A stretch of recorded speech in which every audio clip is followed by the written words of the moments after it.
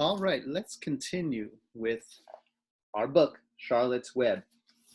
Yesterday we were reading about what it was like on a summer day, which was a pretty nice sounding description, and it ended with the exciting news of the goose. The geese had 7 babies, so that's exciting. But then I'm on chapter 7 now, and we see that it is called Bad News. So I'm a little worried. Let's see what happens. Chapter 7, Bad News. Wilbur liked Charlotte better and better each day. Her campaign against insects seemed sensible and useful. Hardly anybody around the farm had a good word to say for a fly. Flies spent their time pestering others. The cows hated them. The horses detested them.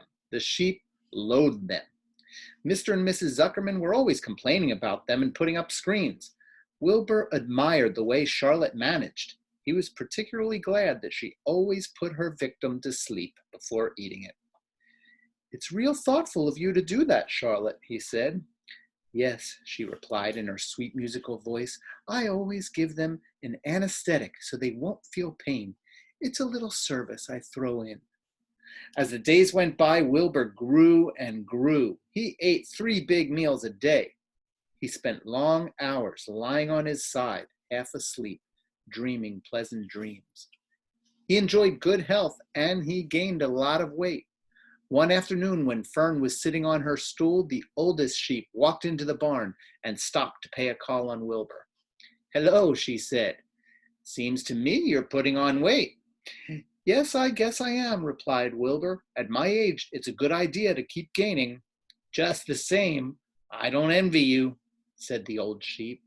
"You know why they're fattening you up, don't you?" "No," said Wilbur. "Well, I don't like to spread bad news," said the sheep. "But they're fattening you up because they're going to kill you. That's why." "They're going to what?" screamed Wilbur. Fern grew rigid on her stool. "Kill you. Turn you into smoked bacon and ham," continued the old sheep. "Almost all young pigs get murdered by the farmer as soon as the real cold weather sets in. There's a regular conspiracy around here to kill you at Christmas time. Everybody is in the plot. Lurvy, Zuckerman, even John Arable." "Mr. Arable?" sobbed Wilbur. "Fern's father?" "Certainly. When a pig is to be butchered, everybody helps. I'm an old sheep, and I see the same thing, same old business, year after year. Arable arrives with his .22, shoots the—" "Stop!" screamed Wilbur. "I don't want to die. Save me, somebody, save me." Fern was just about to jump up when a voice was heard. "Be quiet, Wilbur," said Charlotte, who had been listening to this awful conversation. Oh my goodness.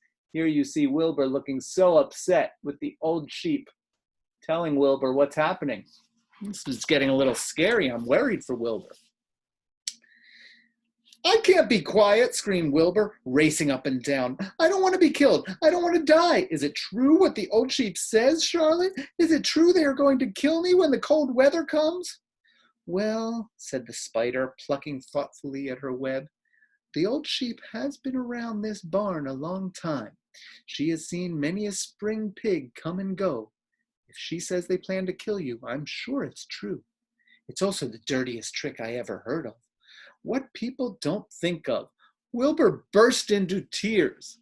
"I don't want to die," he moaned. "I want to stay alive, right here, in my comfortable manure pile with all my friends. I want to breathe the beautiful air and lie in the beautiful sun." "You're certainly making a beautiful noise," snapped the old sheep. "I don't want to die," screamed Wilbur, throwing himself to the ground. "You shall not die," said Charlotte briskly. "What? Really?" cried Wilbur. "Who's going to save me?" "I am," said Charlotte. "How?" asked Wilbur. "That remains to be seen, but I am going to save you, and I want you to quiet down immediately. You're carrying on in a childish way. Stop your crying. I can't stand hysterics." And that is the end for today's chapter.